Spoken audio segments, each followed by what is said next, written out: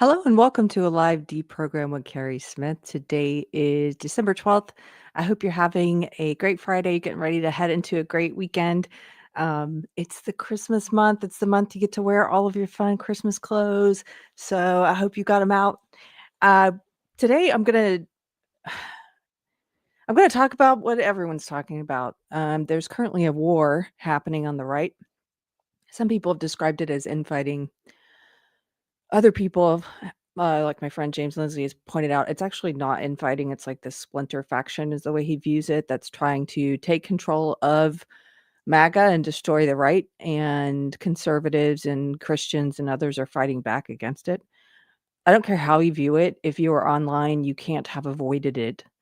Every topic, every post is about Candace Owens, myself included. Most of mine lately have been.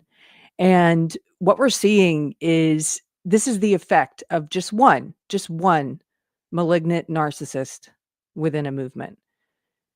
This is the effect of one toxic personality in a movement. Malignant narcissist, dark triad, however you want to, describe her, both, in my opinion, apply, and we're going to look at the difference between those two, which isn't a whole lot, in just a second. But these types of personality disorders, these people cause chaos, division, infighting, broken relationships.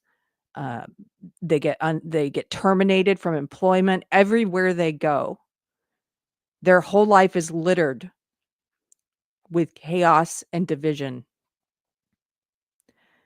And this is the effect of seeing one who has amassed a lot of social power, and the havoc that just one of these types can bring forth on a movement because of the amount of influence that they acquired.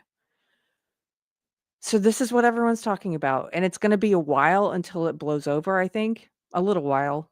Hopefully, I'm hoping this is not the thing that's at the top of everyone's mind in the next few weeks, but we'll see.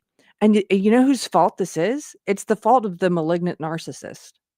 It's funny to me when I see clueless people saying, "Why can't you guys stop talking about her?" Because she's still every single day inserting herself into the story of Charlie Kirk's assassination, and not just inserting herself, but also attacking his widow, his friends, his pastors, his organization, his legacy.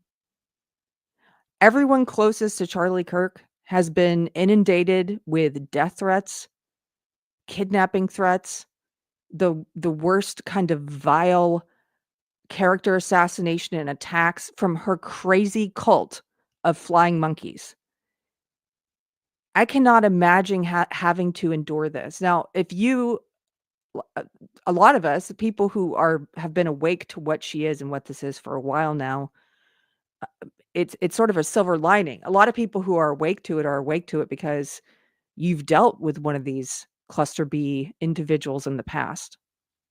And so you recognize it, because there are some lessons that you can only learn from awful teachers, from terrible people. You can't learn the lesson of what is a malignant narcissist from a good person. You oftentimes learn about it, and it's one of the most traumatic life lessons you ever learn. And so if you've been through that, if you're one of the people who's been through that and you know what it's like to be maliciously attacked, she's been attacking everyone close to Charlie Kirk for 3 months now, relentlessly, every day.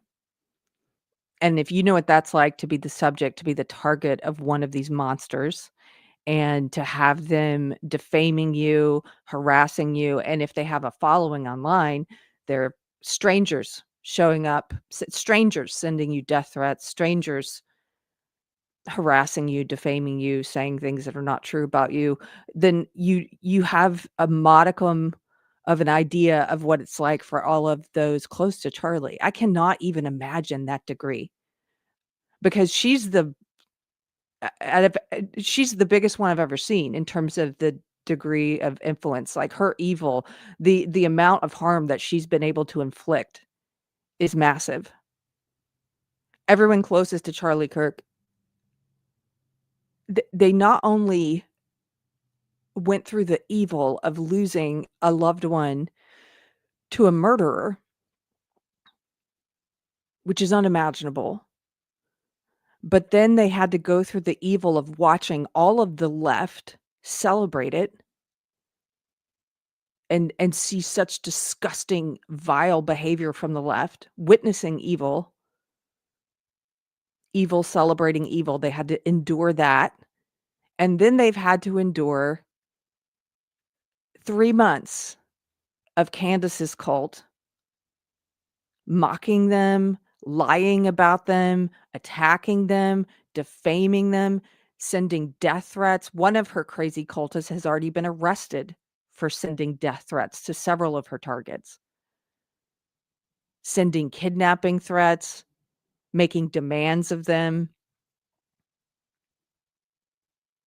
I can't tell the crazy Candace cult apart from the leftists anymore. And I can't imagine what it's like to be one of these human beings. These are human beings. On top of the grief of losing your loved one to murder, having to endure fools and vipers celebrating his murder and then pissing on his grave for 3 months, which is what she's been doing and what her cult is doing. It's one of the most evil things I've witnessed in my lifetime. It's right up there for me with going through the evil of the COVID years and having, learning all of this about people like they're in her I know 3 people in real life who are in her crazy cult. It was like going through COVID and learning, "Oh, I didn't know that friend of mine is an authoritarian. I didn't know they're that gullible. I didn't know that they would say vile things like we're granny killers and stuff." I didn't know that. I'm glad that I learned that about them. That's how I feel about this. It's shining a light, not just on malignant narcissism, what it looks like. It's the biggest example I've seen in my lifetime, but also it's shining a light on all the people who are cool with that kind of wicked behavior.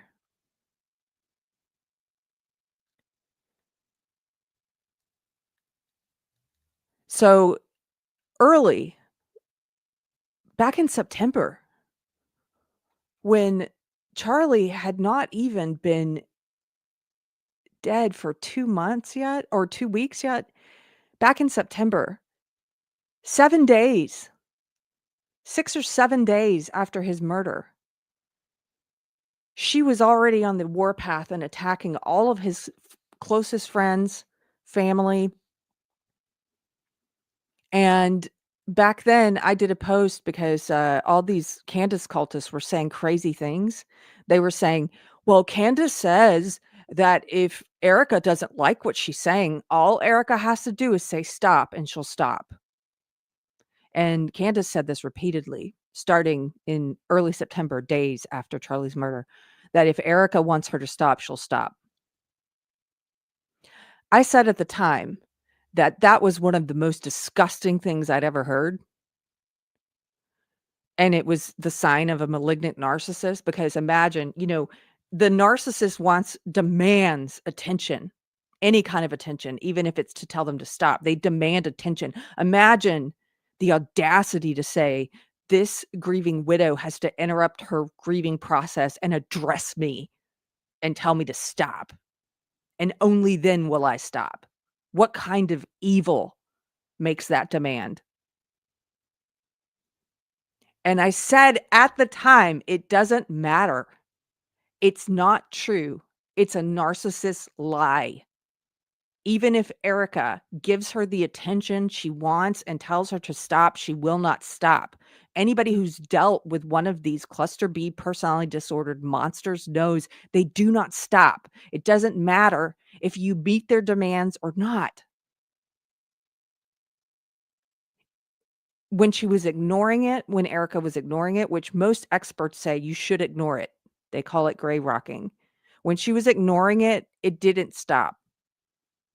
And the narcissist, Candace Owens, in this example, this public example, used the fact that she couldn't get the demanded attention she wanted from Erica. She used that to further impugn guilt, right? If the target doesn't respond, they're guilty. If they respond, they're still guilty.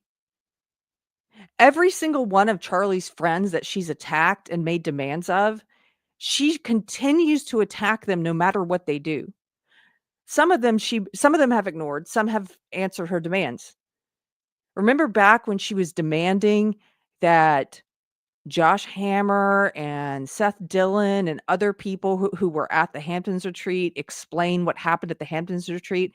And some of the people who were there did. And if they hadn't answered her, she would have said, that means they're guilty. And I'm right about my lies are correct. But when they responded, they met her demands and they contradicted her. Then she made fun of how long their posts were about it. Look how long this is. Must be some truth in it if they're addressing it. It's wicked. It doesn't matter what you do. The attacks won't stop. She did the same thing about the Bibi Netanyahu letter. Why won't he release the full letter? There must be some truth to my lies because he won't release the whole letter. Then he released the whole letter, which proves she was lying. And then she makes fun of him for releasing the letter. Wow, I got the attention of Bibi Netanyahu. Must be some truth to it.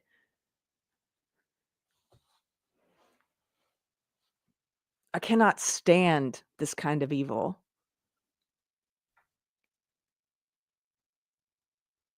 To go after the loved ones of Charlie Kirk after he was assassinated. I'm going to show you the Jay Witt podcast is great.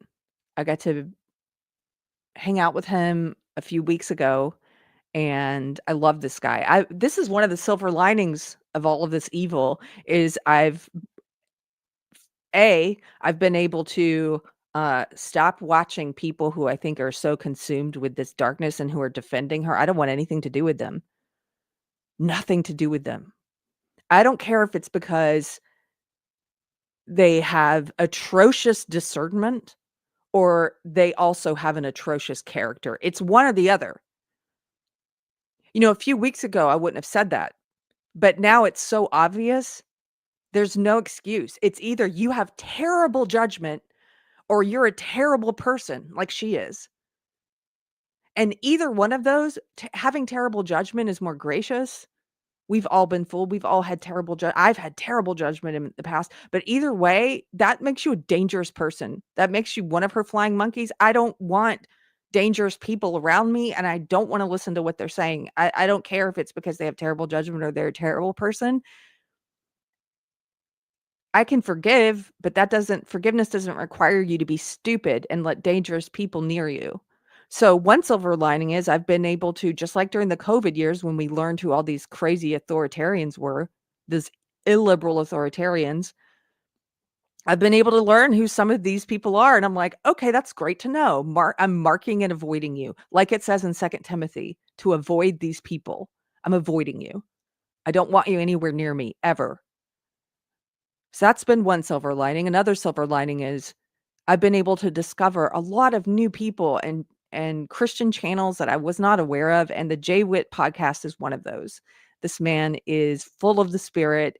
He's funny. He's joyful. He speaks truth. He has fun with the audience and he laughs in the face of evil.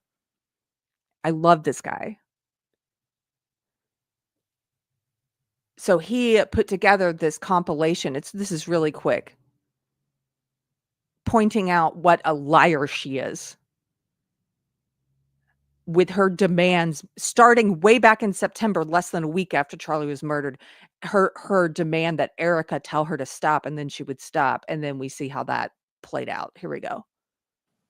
No one, and I mean absolutely no one, outside of my husband and Erica Kirk has the power to shut me up right now. That's it. There's nobody that has the capacity to get me to shut up about this except for Erica Kirk. And I will say this, like, I am on this journey to figure out what happened on that day. I'm not going to stop unless Erica Kirk asks me to stop. I said early on, if Erica Kirk asks me to be quiet, I will be quiet. But when you go after my family, my Turning Point USA family, my Charlie Kirk Show family, when you go after the people that I love, and you're making hundreds and thousands of dollars every single episode, but this is not okay. Stop. That's it. That's all I have to say. Stop. We were told that if we said stop, they would stop. And we said stop. And I'll say it again. Please stop. It's a no from me, but you know me. I'm just out here saying what needs to be said. We'll be right back after a brief message from our sponsors. I like the little No thing one. at the end. Look at her smile after saying no. This is the duper's delight smile. Again, if you know anything about narcissists, this is the delight in hurting people smile. This is sadism. Sadism is a characteristic of both malignant narcissism and the dark triad personality type, what's called the dark triad. Sadism is hard for normal people to wrap their heads around because it is so abnormal. It is a delight, a gleefulness about hurting others. I've mentioned this before. If you watch her episodes, and I've watched several of them, Candy cultists always like to say you haven't watched them. I actually I do my due diligence to have the opinions that I have. I don't receive opinions from anyone. This is why I'm still watching. I've watched many Tucker Carlson episodes as well because I was like, what is happening? I don't want this to be true. I need to keep watching and see what I think. I've watched over 12 of her full episodes, which is hard to do because if you watch them, you will see her take this obscene, it's perverted glee and joy and delight in hurting others. This malevolence that she displays right there on screen. You can even do a test and turn the sound off and watch her face, and it is the face of evil. It's disgusting. She laughs and gets excited and gleeful about any of her targets paying her attention. You see this all the time with the dark triad. When TPUSA finally addressed her, she was gleeful. Gleeful. And then of course she told a lie that episode too. They invited her to have a talk, which I thought was a bad idea. I thought that was a terrible idea, but they did it. They invited her to have a talk. She said on her show, after expressing her glee that she got the supply she wanted, the narcissistic supply, she said, we can do it tonight. We don't even need lawyers. We can do it. You tell me, you name the time, the place. So they named the time and place. And then she said, not doing it, and gave a whole list of ridiculous reasons why. But the point is, she's a liar. She's a serial liar. So I don't want to know people who condone this. It's too obvious at this point. Some of you are good at spotting cluster B. If you watch one of my favorite channels, my friend Josh Slocum's show, Disaffected, which is all about cluster B personality disorder. Some of you watch that show are people who are unfortunately familiar with personality disorders because you've experienced it. You clocked her early on. I've heard from lots of you who clocked her early on. I realized she was a narcissist way back when she was on with Blair White on Dave Rubin's show, and the way she behaved back then. But I'll tell you, back then I was a Pollyanna about it. I was reading a lot about narcissism. I was reading a lot about sociopathy, and I was like, well, maybe certain personality disorders, like people who have certain personality disorders, can use them for good.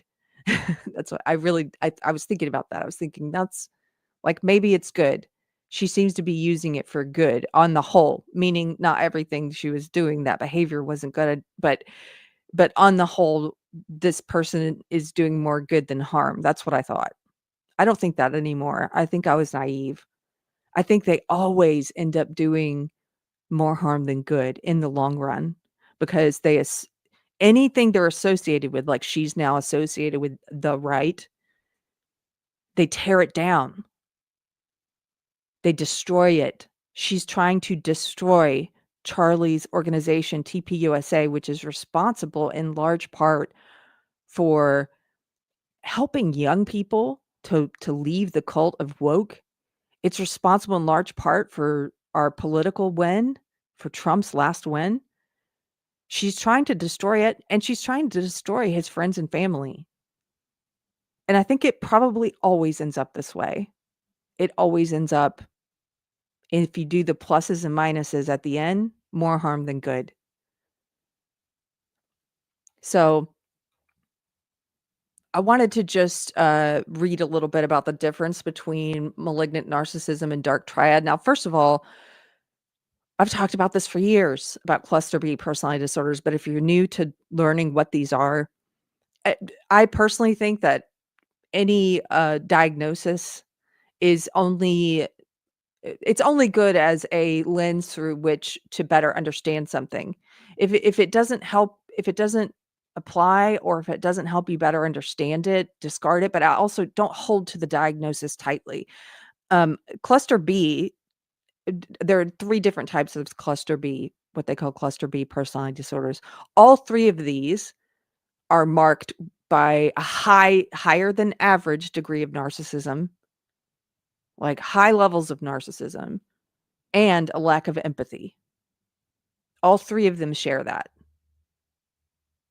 Lack of empathy, high degrees of narcissism.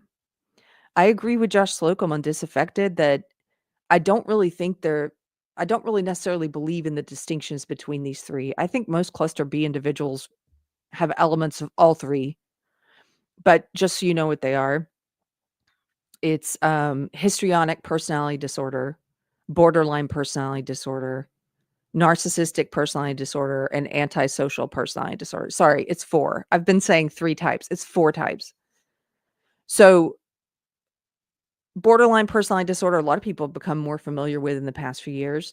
Narcissistic personality disorder as well. And yes, these terms get misused all the time, just like every word in the English language is currently being abused. And that sucks because when you misuse words, then that means that people pay less attention to them. Just think of what's happened with the abuse of words like racist or racism, the abuse of words like harm. The abuse of words like narcissist means that people are less likely to pay attention when there's actually a narcissist there, because like, oh, everyone gets called a narcissist these days. But we're all pretty familiar with NPD. And then there's the antisocial personality disorder. That's what we colloquially know of as sociopaths and psychopaths. So there's those 4 types. But like I said, I agree with Slocum and Disaffected. I think it's more like people who can accurately be described as meeting the criteria for these for cluster B personality disorder. I think a lot of times they're a mixture of all 4 of those. And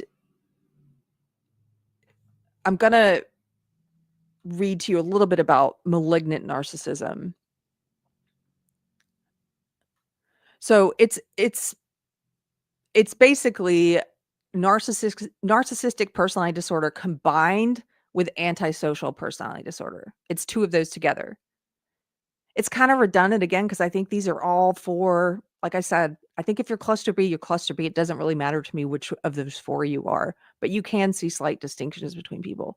But so malignant narcissism it's how they attempt to describe people who exhibit symptoms of both narcissistic personality disorder and antisocial, meaning they don't show any empathy. They have a degree of grandiosity. Everything is about them. Think about Candace and how she's inserted herself into all of these world events. Everything's about her. The Macrons have sent assassins to kill her. The grandiosity is off the charts. She could end the war in Ukraine. It's just these insane levels of grandiosity. Sadism, as I mentioned, that's taking delight in hurting people. That requires zero. That means you can't hurt, like, you can't get off and take pleasure in hurting innocent people unless you have zero empathy. Malignant narcissism also includes an element of paranoid orientation, which I think if you've watched her episodes, you can see some, because I sometimes get people in my comments who are trying to argue that she's paranoid schizophrenic instead. I agree that she has elements of paranoid behavior, that she exhibits some paranoia. I think it's tied to her grandiosity, to be honest. But overall, I don't think it's paranoid schizophrenia. She delights in hurting people. That's sadistic. That's part of malignant narcissism or dark triad. You might be asking, what's the dark triad personality? And it's very similar to malignant narcissism. Basically, they say it's when you add narcissistic personality disorder and antisocial personality disorder, psychopathy, those two things again, just like malignant narcissism, and Machiavellianism. What's Machiavellianism? Well, it's something that a lot of these crazy woke right, these fake conservatives are pushing right now and trying to get conservatives and Christians on board with. Machiavellianism is it's characterized by being manipulative and deceptive. It's basically saying, I'm going to attain power by any means necessary, including using deceit and manipulation, with a calculated focus on the self-interest. So it doesn't matter to me when I hear some people say, well, I think she's borderline, or I think she's narcissist, or I think it's dark triad, or I think it's Machiavellianism, or it's all under that umbrella of dark triad of malignant narcissism, in my opinion. And then you can quibble about which distinctions.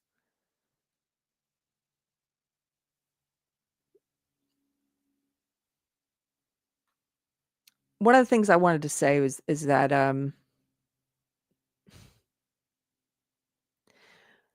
the tide is finally turning. Public opinion is finally turning.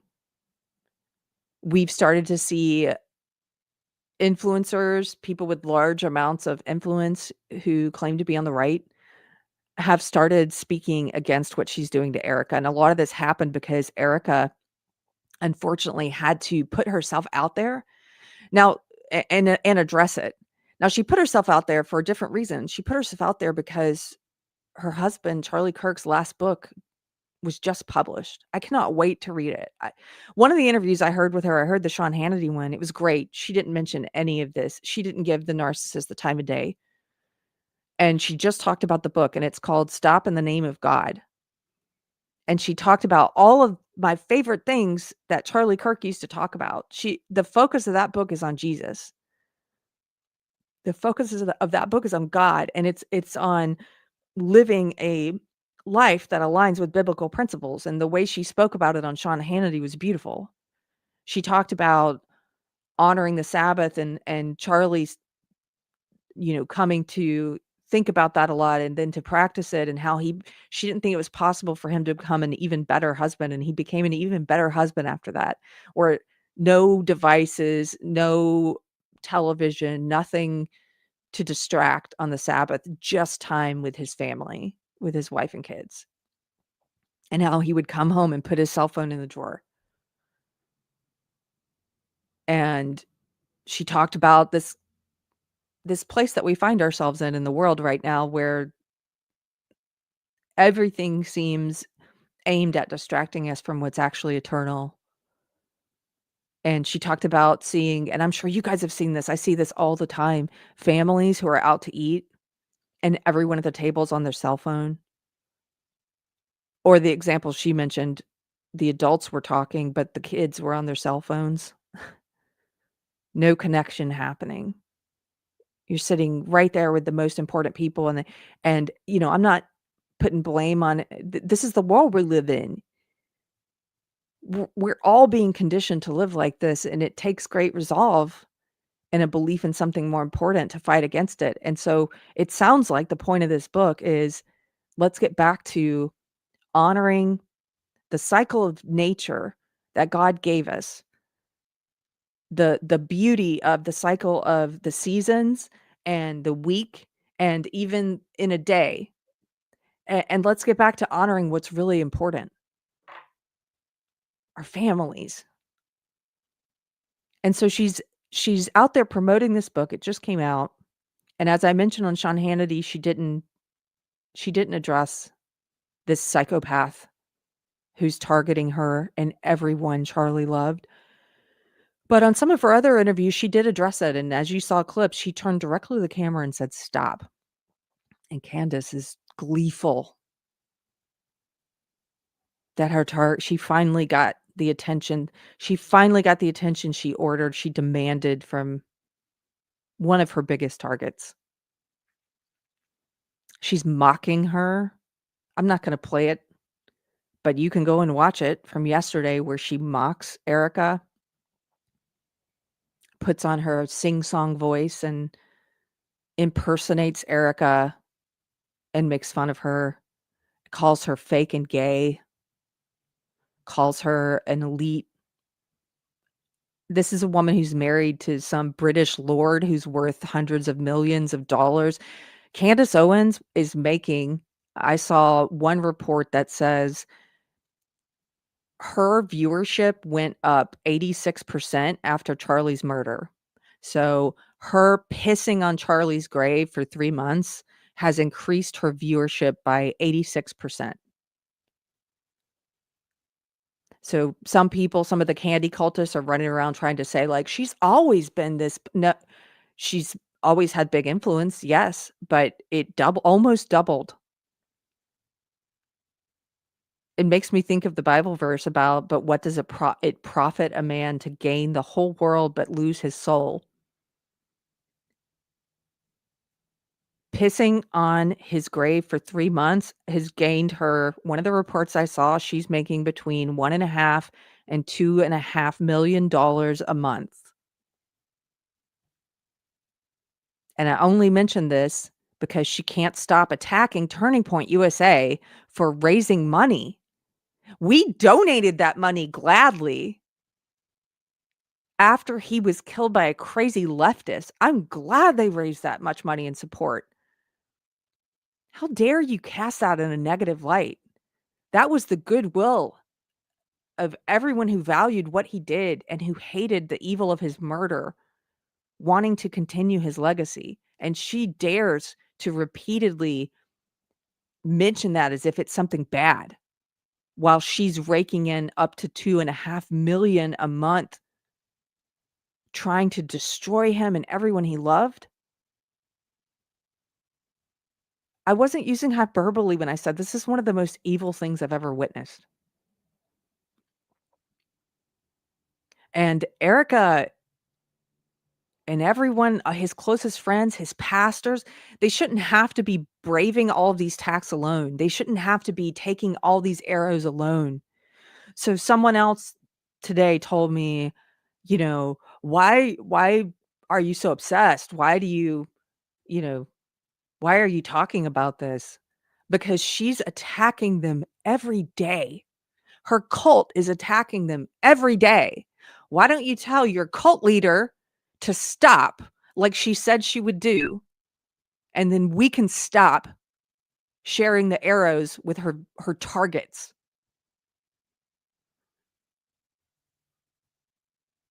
I do not want to be talking about this monster. I would like to go back to ignoring her. But unfortunately, she's where she is because this always happens. People ignore these cluster B nut jobs if they've attained a certain amount of power or influence or money or fame. People ignore them for years, even though they know what they are, and they don't say anything. And I understand why. This happened with Harvey Weinstein too. Remember when public opinion finally turned against Harvey Weinstein, and all of these influencers and other people were saying, I don't understand, why were celebrities so quiet for so many years? It was an open secret. Everyone knew, like they know about Candace Owens. Why did they say nothing? Well, it's human nature. We see this play out over and over. It was either because people thought maybe they might get something from her at some point, like maybe she would plot for them or something, like they wanted to be associated with her because of her fame, power, influence.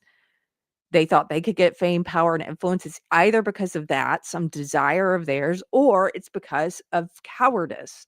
And I understand the cowardice part a lot better. I get it. I understand why you're afraid. I won't judge people for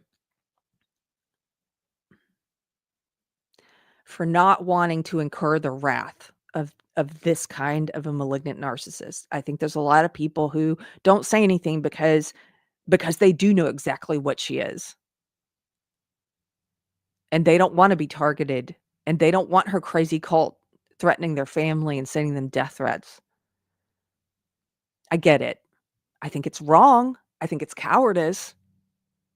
But this happens over and over until like has happened in this case with all of this fallout, until it becomes so egregious. Her wickedness has become so egregious that more people have woken up to it and are saying, what is going on, to where it becomes, and now more people, it starts with a few brave people who honest people who say what the truth is, regardless of the consequences. Allie Beth Stuckey was one of those people who say something early and they take the brunt of the arrows, and then more people say something and they take more arrows. And finally it becomes safe enough for the craven to say something. And I think we're in that place right now. Pretty much everyone now is saying something, which is great. Public opinion is shifting, which is great. But I just hate that it has to get to this level of harm that she's caused to innocent people, to dozens of innocent people before public opinion shifts. And I say to dozens of innocent people, I'm talking about her targets, but let's not forget that all the millions of people who listen to her, like, she's done harm to these people as well. She's done harm to the people who are in her cult. It is not good for them. It is not healthy for them. But I if they, my choice on how to respond to what's been unfolding around us is, if you follow Deprogrammed for the past few years, I talk to people who are in the leftist cult all the time. Some of them, others, if they're too much like cluster B crazy, I don't. For me, it's not a matter of what cult you're in; it's a matter of how you behave. I will talk to leftist woke people. I do still count some leftist woke people as friends. I will talk to groypers and these crazy woke right, white nationalists, anti-Semites, if they're not behaving in that cluster B way. I will talk to them, because those people, I think, you might be able to reach. But the Candace cult is 100% cluster B malevolence. It's not about any opinion that she's given. It's about her behavior, her wicked behavior. And if you're in that cult and you're cool with that kind of behavior, I'm not talking about the opinions, I'm talking about the behavior. This is a behavior question. It's a character question. Cluster B personality disorders used to be called character disorders. It is a disorder of your character. And if you're cool with that, I do not want to talk to you. I don't want to know you. I think you're dangerous. I pray that you leave the cult and you have one of those kind of, I can't believe what I got dragged into moments. And I pray that happens, but I don't have to know about it. I don't have to be near you when it happens. I want you far away from me. And even if, forgiveness, if if I learn down the road that someone that was in that cult tells me, which has happened before, people in cults would tell me, I'm so sorry about the way I treated you with blah, blah, blah, whatever.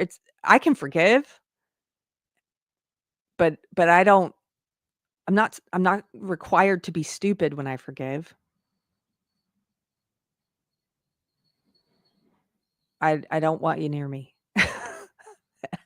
It's funny because I've gotten thousands of these Candace cultists in the comments the past few days. I guess everyone has been getting this. And one of them was like, I was just about to follow you until I saw you attacking Candace. And I'm like, I don't know how to be more clear. I do not want you to follow me. I don't want anything to do with you. Please don't. Please don't follow. Please go away.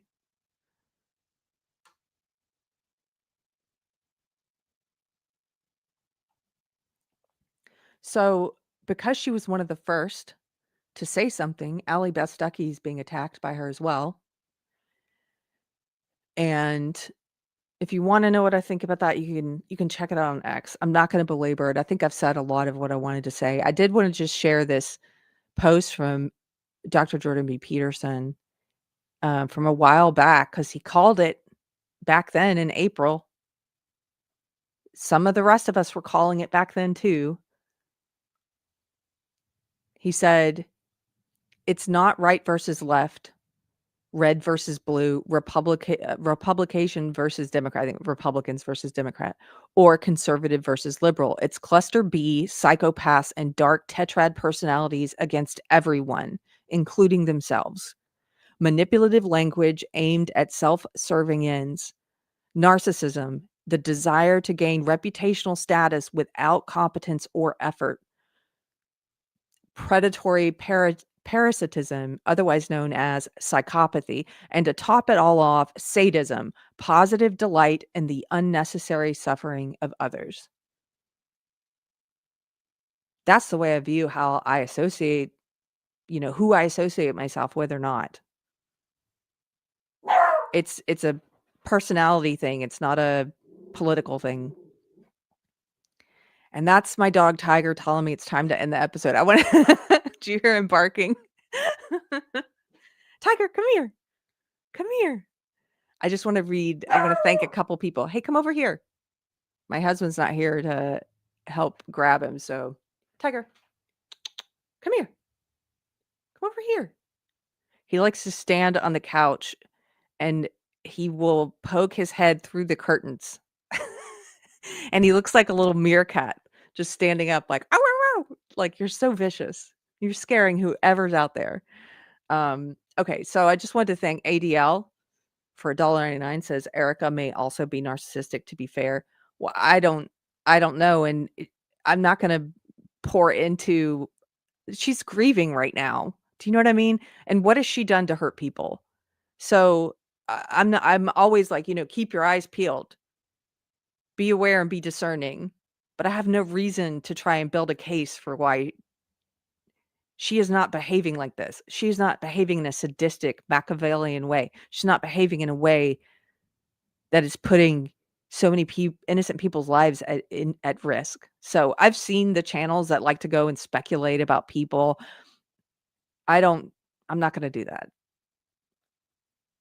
There's even people who my opinion is there are some people out there who, I'm not talking about her at all, but other people who I think are cluster B, but it's not worth, unless they start hurting someone. I don't like drama tube. I don't want to be part of drama tube. Legalize adulthood for $50. Thanks for the super chat. Said it's the most wonderful time of the year. If you haven't gone and to listen to it yet, my husband and I have a vintage Christmas music playlist on Spotify, and it's 10 hours of vintage Christmas music. There's not a song on there past the 80s, I don't think. Actually, no, there is some Alabama on there. So maybe nothing past the early 90s. Go and listen to it. It's great. Put it on in the background. Little Nuggles became a member.